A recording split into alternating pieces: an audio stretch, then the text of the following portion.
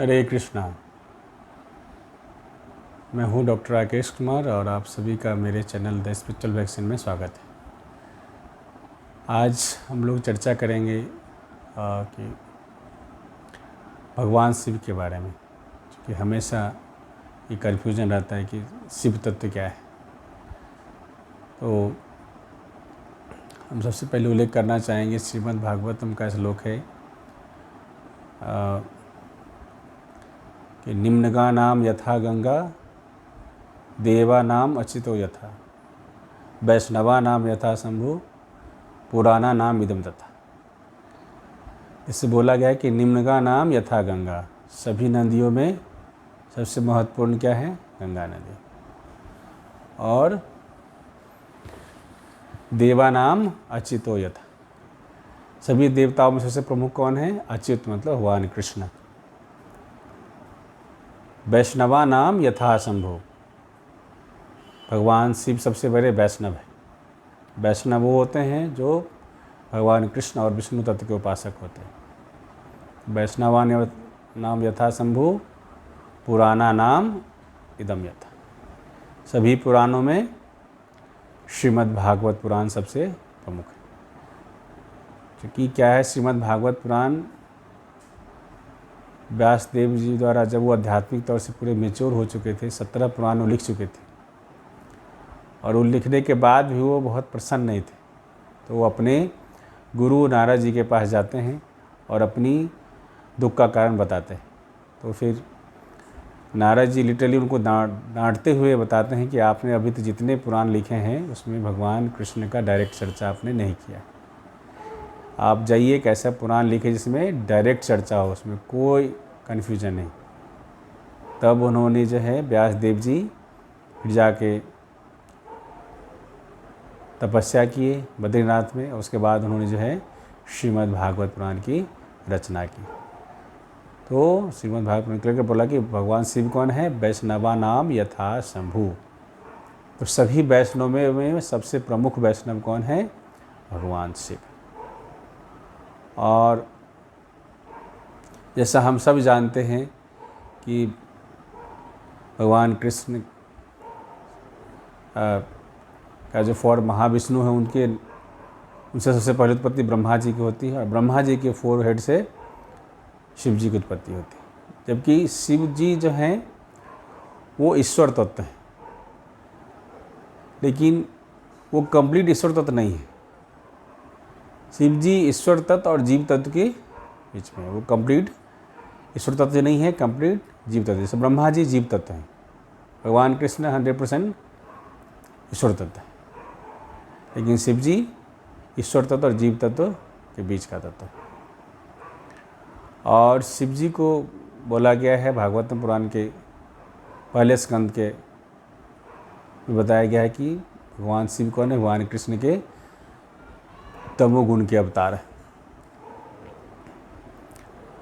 कि क्या है, जैसा हम सब जानते हैं, भगवान कृष्ण का जो महाविष्णु फॉर्म है, उनके रोमकूप से जो अनंत ब्रह्मांड निकलते हैं। तो हर ब्रह्मांड के संचालन के लिए जो है भगवान कृष्ण अपना 3 फॉर्म डेवलप करते हैं, ब्रह्मा विष्णु महेश। तो ब्रह्मा जी जो है वो सृष्टि का क्रिएशन का काम करते हैं, विष्णु जी मेंटेनेंस का काम करते हैं, और शिव जी डिस्ट्रक्शन का काम करते हैं। तो भगवान शिव क्या है? भगवान कृष्ण के तमोगुण अवतार है। और बोला जाता है कि भगवान कृष्ण का जो ओरिजिनल फॉर्म है, जो बंशीधारी श्याम सुंदर फॉर्म है, उनमें उनकी 64 क्वालिटी उन्होंने प्रदर्शित किया है। वैसे भगवान कृष्ण में अनंत क्वालिटी है, बट उनकी 64 प्रमुख क्वालिटी है। उन्होंने अपना पूरा 100% जो है अपना कृष्ण रूप में उन्होंने प्रदर्शित किया है। जबकि अदर विष्णु तत्व जैसे राम जी हुए या नरसिंह वामन, उसमें उन्होंने, या नारायण फॉर्म में उन्होंने अपने 60 कलाएँ कहीं प्रदर्शित की। लेकिन शिव फॉर्म में 55 कलाएँ का, और ब्रह्मा जी की फॉर्म में 50 कलाएँ का प्रदर्शन उन्होंने किया है। और ब्रह्म संहिता में ब्रह्मा जी बताते हैं कि शिव जी कौन है। फिर बताते हैं इसमें कि जैसे दूध है, दूध में यदि विकार डाल दिया जाए, कि जैसे दूध में क्या होता है, वो लोग जोरन डालते हैं या बैक्टीरिया खट्टा चीज़ डालते हैं, तो क्या होता है, दूध दही बन जाता है। तो इसी तरह भगवान कृष्ण क्या है, वो ओरिजिनल फॉर्म है। वो जब सृष्टि क्रिएशन करना चाहते हैं तो प्रकृति के 3 गुण के संपर्क में आते हैं तो वो अपना फॉर्म एज ए शिव प्रकट करते हैं। तो शिव जी कृष्ण से अलग नहीं है। भगवान कृष्ण की काल शक्ति भगवान शिव है। जब भी सृष्टि क्रिएशन की बात होती है तो भगवान अपनी काल शक्ति, जो कि शिव जी है, भगवान की काल शक्ति, भगवान कृष्ण की काल शक्ति शिव जी है, उस काल शक्ति से जो है, जो इनएक्टिव मटेरियल नेचर जो है, जिनको प्रधान बोलते हैं, उसको एक्टिवेट करते हैं, फिर महत्व बनता है, फिर फर्दर सृष्टि का क्रिएशन होता है। तो शिव जी भगवान कृष्ण की काल शक्ति। और शिव जी खुद बोलते हैं, जब माँ पार्वती उनसे पूछते हैं कि आराधना किनकी करनी चाहिए, किनकी प्रेयर करना सबसे बेस्ट है, तो भगवान शिव बताते हैं, आराधना नाम सर्वेशाम विष्णु आराधना परम तस्मात् परतरम देवी तदिया नाम समर्चना। हे देवी, सभी आराधनाओं में भगवान विष्णु की आराधना सबसे सर्वश्रेष्ठ। तो और भगवान शिव खुद ही बोलते हैं, उमा कहूँ मैं अनुभव अपना, सत हरि भजन जगत सब सपना। कि सिर्फ हरि का भजन ही क्या है, इटर्नल है, परमानेंट है, सत्य है। बाकी सब क्या, एवरीथिंग इज टेम्परेरी। और यदि आप हरि का भजन करते हैं तो मतलब आप समझ लीजिए आप पूरी कंप्लीट अपना स्पिरिचुअल ड्यूटी कर लें। अब बोला गया है कि आराधितो यदि हरि तो तपसा आति किम, और न आराधितो यदि हरि तो तपसा आति किम, अंतर्बाहिर यदि हरि तो तपसा आति किम, न अंतर्बाहिर यदि हरि तो तपसा आति किम। यदि हम भगवान हरि की चिंतन करते, भगवान हरि का प्रार्थना और पूजन करते हैं तो हमें किसी प्रकार के तपस्या की ज़रूरत नहीं। और यदि कितना भी तपस्या करें, कितना भी हम ऑस्टेरिटी करें, लेकिन यदि हरि का भजन नहीं करते तो उस तपस्या का कोई लाभ नहीं। इस तरह यदि हम अंदर और बाहर यदि हर जगह यदि हरि को फील नहीं करते हैं, उनकी प्रेजेंस को महसूस नहीं करते हैं, तो फिर किस प्रकार की कोई तपस्या कोई मतलब नहीं। और यदि हम फील करते हैं अंदर बाहर हर जगह हम हरि के प्रेजेंस को फील करते हो तो हमें कोई तपस्या की ज़रूरत नहीं। और एक ऐसा कथा आता है कि जब एक बार ऐसा हुआ कि भगवान शिव भोजन ग्रहण करने के लिए बैठ चुके थे और माँ पार्वती को लेट हो रहा था, तो भगवान शिव पूछते हैं माँ पार्वती से कि आप कहाँ बिजी भाई, भोजन का समय हो गया, प्रसाद ग्रहण का समय हो गया, आप आओ।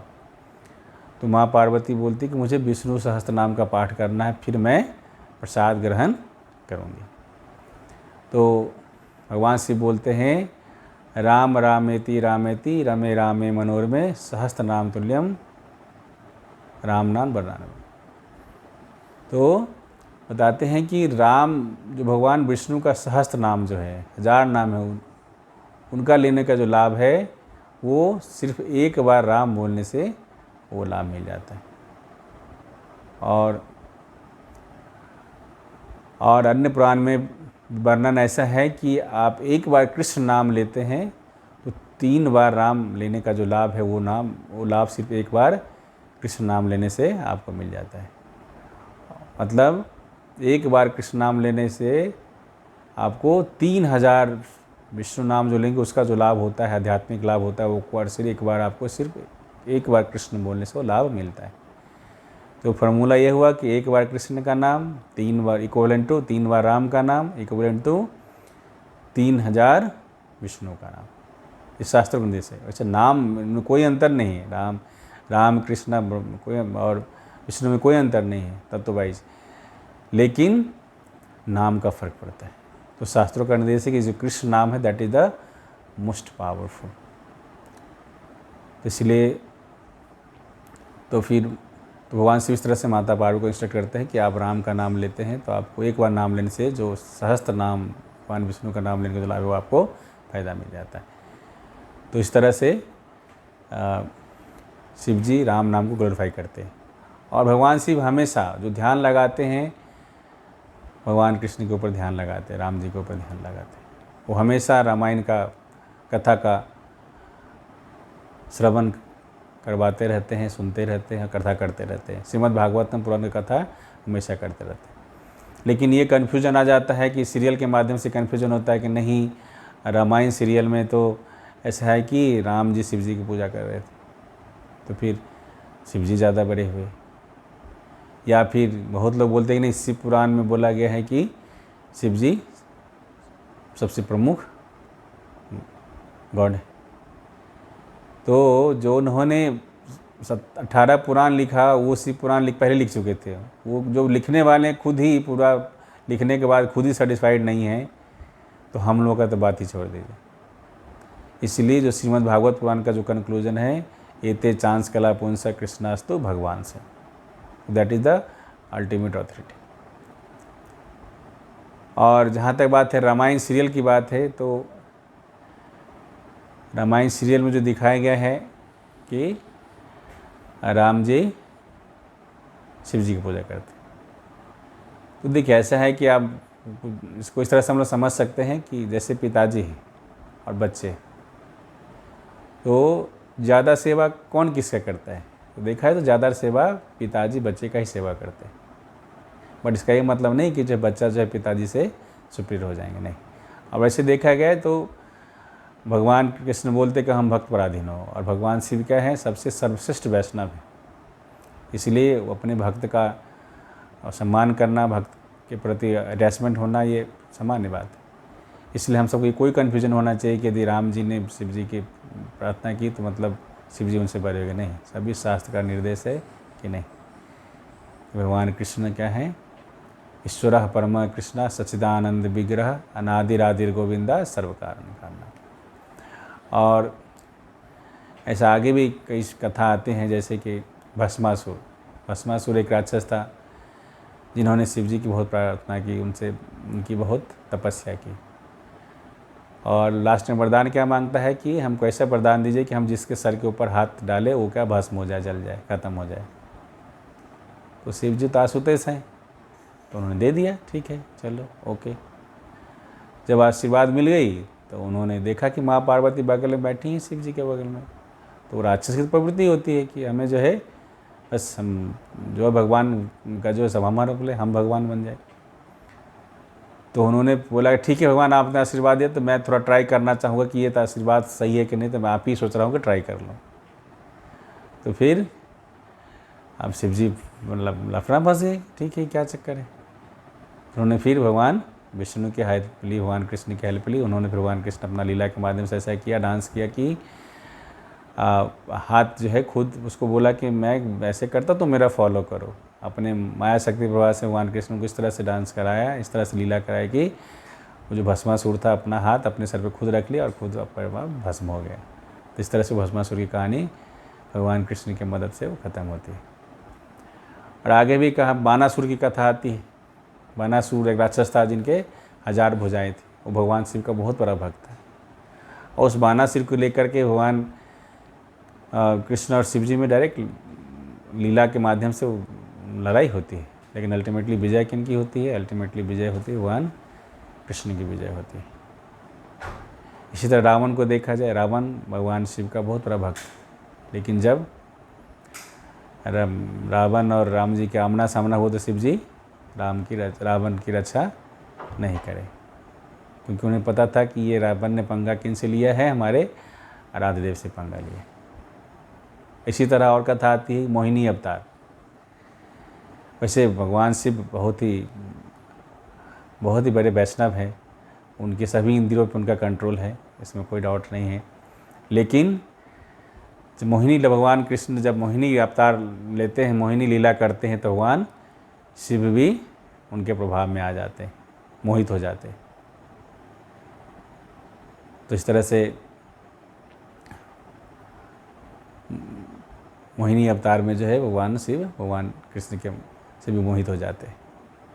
और जैसा हम सब जानते हैं कि भगवान कृष्ण जब वामन अवतार के रूप में बलि महाराज के साथ जो है 3 पग भूमि मांगते हैं, तो भगवान का जो पहला पग था उसके से क्या हुआ था कि इस भौतिक जगत का ब्रह्मांड का आवरण में छिद्र हो गया था, जिससे गंगा नदी का प्रवाह जो है धरती पर हुआ था।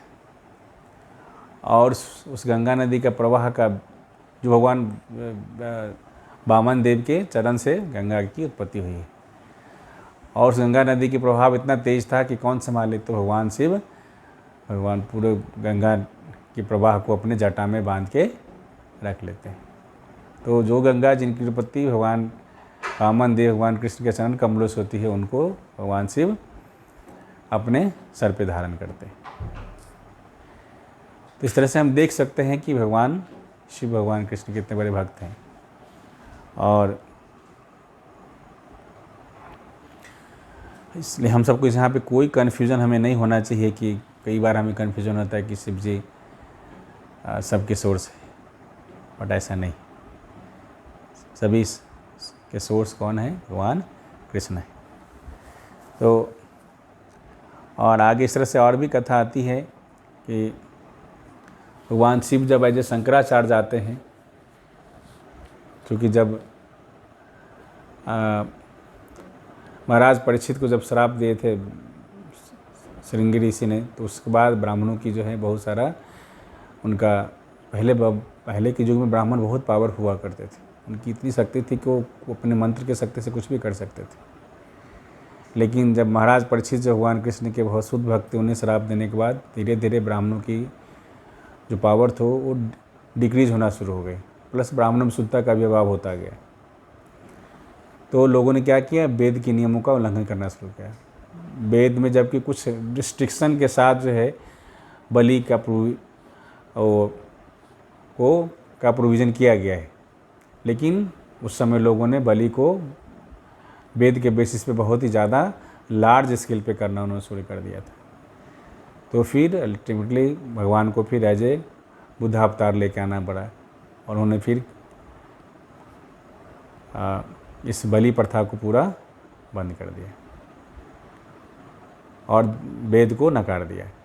लेकिन क्या है, वेद तो भगवान की वाणी है, फिर वेद को एस्टेब्लिश करना था। तो फिर एज ए भगवान कृष्ण एज ए शिव जी को एज ए शंकराचार्य भेजते कि नहीं, जाओ आप वेद को एस्टेब्लिश करो। तो शंकराचार्य आते हैं और फिर वेद को एस्टेब्लिश करते हैं, लेकिन वो बोलते अद्वैत फिलॉसफी बोलते कि हम सब भगवान बन सकते हैं।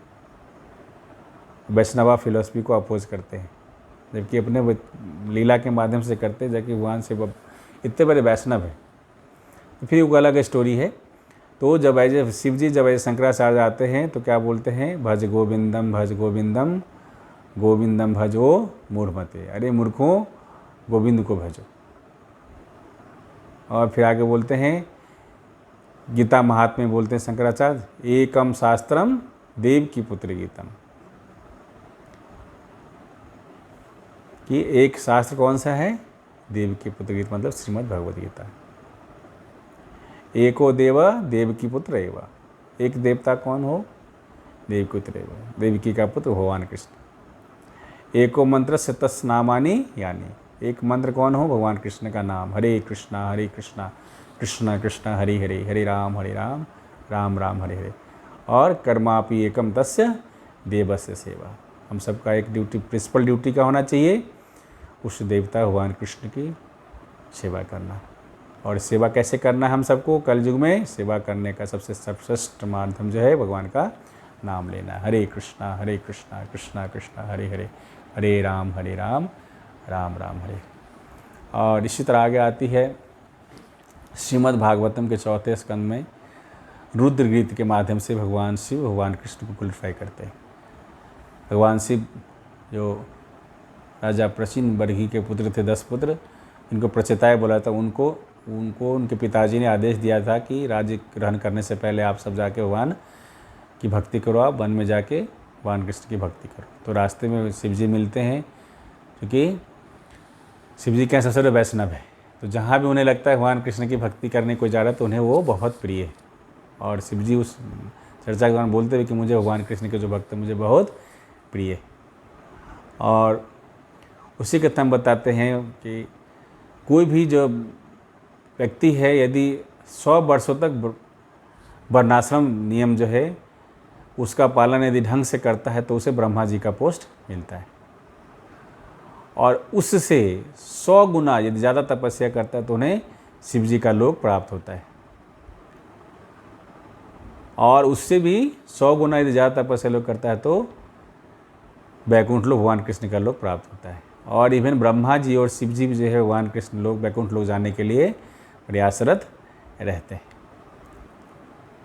लेकिन जितने भी देवी देवताएं हैं वो क्या है, वो इस देवी देवता जब मनु का जब कार्यकाल खत्म हो जाता तो उसके बाद उनका जो है उस पोस्ट खत्म होने के बाद ही भगवत धाम को जा सकते हैं। लेकिन जो भगवान कृष्ण का जो अनन्य भक्त है, इसी जीवन काल में जो है, इसी समय में क्या तत्काल भगवान का अनन्य भक्ति करके भगवत धाम को जा सकता है। तो पूरा रुद्र गीत में भगवान शिव जो है भगवान कृष्ण को पूरा ग्लोरीफाई किए, कैसा उनका रूप है, वो कैसे शक्तियाँ हैं, कैसे सृष्टि का क्रिएशन होता है। तो आप पूरे डिटेल में जो भी इंटरेस्टेड है आप देखिएगा, श्रीमद् भागवतम के 4थे स्कंद में रुद्र गीत नाम करके चैप्टर है, पूरा डिटेल में शिव जी भगवान कृष्ण को ग्लोरीफाई किए। इस तरह से हम देख सकते हैं कि हम सबको कोई कन्फ्यूजन होना चाहिए। हम सब अक्सर देखते हैं कि नहीं, जो शिव जी के भक्त हैं हमेशा बोलते हैं मैं तो शैव हूँ, है ना, ये वैष्णव, हम जो है वैष्णव को हम नहीं वो फॉलो करते हैं, हम अलग हैं। ऐसा नहीं है, भगवान शिव सबसे बड़े वैष्णव हैं, वैष्णवानाम यथासंभव। इसलिए जो भगवान के कृष्ण के भक्त होते हैं वो सभी देवी देवताओं का सम्मान करते हैं, और शिव जी तो बहुत बड़े वैष्णव हैं। इसलिए हम सबको भगवान शिव से प्रार्थना करना चाहिए। हमें उनसे और कुछ भौतिक चीज़ नहीं मांगना चाहिए। हम सब अक्सर जाते हैं उनसे भौतिक चीज़ मांगते हैं, लेकिन हमें भगवान शिव से उनकी जो असली संपत्ति, भगवान कृष्ण की जो भक्ति, भगवान राम की जो भक्ति उनके पास है, वो हमें उनसे मांगना चाहिए, क्योंकि वो उनके पास सबसे बड़ी संपत्ति है, वो हमें दे सकते हैं। इसलिए भगवान शिव से जब भी हमें प्रार्थना करना है, उनका सम्मान करते हुए उनसे भगवान कृष्ण की भक्ति मांगना है। तो इसलिए भक्ति क्या है, भक्ति हमें भगवान कृष्ण की ही करनी है। भक्ति अन्य किसी देवी देवताओं को नहीं करना, लेकिन सभी देवी देवताओं का सम्मान करना है। तो जो वैष्णव होते हैं सभी देवी देवताओं का सम्मान करते हैं, क्योंकि जितनी भी देवी देवताएं होते हैं सब भगवान कृष्ण के द्वारा अधिकृत किए गए पोस्ट पे हैं वो। इसलिए हम सबको कोई कन्फ्यूजन नहीं होना चाहिए। जब भी हमें शिव जी मंदिर जाएं या वहाँ पर तो उनका सम्मान, उनका प्रणाम करना चाहिए, लेकिन हम सबको उनके निर्देश के अनुसार चाहिए। क्योंकि वही श्रीमद् भागवत में बोलते हैं कि जो भगवान कृष्ण के भक्त हैं मुझे बहुत प्रिय है। चूँकि वैष्णव है तो वैष्णव को एक वैष्णव बहुत प्रिय होता ही होता है।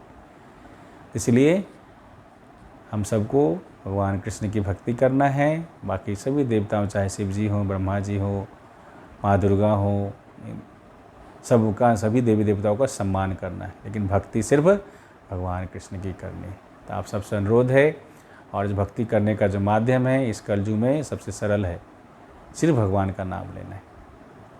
और भगवान गीता में क्या अठाता है, बोले भी हैं कि वेदेषु यज्ञेषु तपः शुचैव दानेषु यत् पुण्यफलं प्रदिष्टे अतेति तत्सर्वमिदं विदित्वा योगी परमस्थानोपैति साध्यम। जो योगी होता है, जो भक्ति योगी होता है, उसको वो लाभ स्वतः मिल जाता है, जो लाभ वेद अध्ययन से मिलता है, जो तपस्या से मिलता है, जो दान से मिलता है, इससे जो भी लाभ मिलता है, एक जो भक्ति योगी होता है, जो भगवान कृष्ण का भक्त होता है, उन्हें ये लाभ स्वतः ही मिल जाते हैं। उनको अलग से कोई एफर्ट लगाने की ज़रूरत नहीं।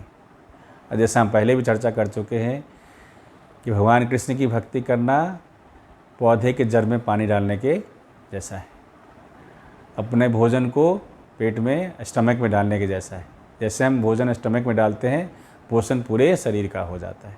पौधे के जड़ में पानी डालते हैं, पोषण पूरे शरीर का हो जाता है। इसीलिए हम सब यदि भगवान कृष्ण की भक्ति करते हैं तो हमें बिल्कुल चिंता नहीं करना है कि नहीं शिव जी नाराज़ हो जाएंगे, या ब्रह्मा जी नाराज़ हो जाएंगे, या माँ दुर्गा नाराज़ हो जाएंगे। नहीं, बिल्कुल नहीं, वो सब प्रसन्न होंगे, क्योंकि सब वैष्णव। इसलिए हम सबको विदाउट एनी कोई क्वेश्चन नेसेसरी का रेज नहीं करना, कोई तर्क वितर्क नहीं करने का है। सभी शास्त्र का ही निर्देश है कि हम सबको भगवान कृष्ण की भक्ति करनी चाहिए। अनन्य भक्ति मतलब किसी अन्य की भक्ति नहीं, सिर्फ भगवान कृष्ण की भक्ति करना चाहिए। जो खुद ही भगवान गीता में बोलते हैं, मतः परतरम न अन्यत् किंचित् अस्ति धनंजय मयि सर्वमिदं प्रोतम सूत्रे मणिगणा एव, कि हे अर्जुन, मेरे से ऊपर कोई नहीं है। जैसे एक मोती का माला की सारी मोतियाँ मोती के धागे पर टिकी रहती है, उसी तरह ये सारी ब्रह्मांड मेरे ऊपर आधारित है। मैं उसे संचालित करता हूँ, रेगुलेट करता हूँ। इसलिए साहब आप सबसे अनुरोध है कि बिना कोई तर्क कुतर्क किए हुए सभी शास्त्रों के निर्देश को समझते हुए आप सब भगवान कृष्ण का नाम लें। हरे कृष्णा कृष्णा कृष्णा हरे हरे, हरे राम राम राम हरे हरे, और अपने जीवन को सार्थक करें। हम सबको जो ह्यूमन लाइफ मिला है ये बहुत ही रेयर है। 84 लाख योनिया में भ्रमण करने के बाद हमें ह्यूमन लाइफ मिला है। इस जो सुअवसर है, जिस सुअवसर से हम सब भगवान के धाम को जा सकते हैं, इस सुअवसर को हम लोग ना गंवाएं। अपना ड्यूटी अब जहाँ पे आप कोई काम छोड़ने की ज़रूरत नहीं, अब जहाँ पे भी है बस भगवान का नाम लेते रहे। ऑलवेज सततम कीर्तयन्तो मां, भगवान गीता में बोलते हैं कि सतत मेरा नाम लेते रहे और कुछ भी सोचने की ज़रूरत नहीं। हम नाम लेने से हमारा सारा काम फिनिश हो जाता है, क्योंकि नाम और नामी में कोई अंतर नहीं। भगवान कृष्ण और भगवान कृष्ण के नाम में कोई अंतर नहीं। Hare Krishna. Thank you all of you. आप सबको लगता है कि हमें आप सबके जीवन में परिवर्तन लाने के लिए कुछ कर पा रहे हैं, तो आप इस चैनल को लाइक कर सकते हैं, शेयर कर सकते हैं, कमेंट कर सकते हैं। हरे कृष्णा। जय जय श्री राधा माधव की जय, शिला प्रभुपाद की जय, निताई गौर प्रेमानंदे। हरि हरि।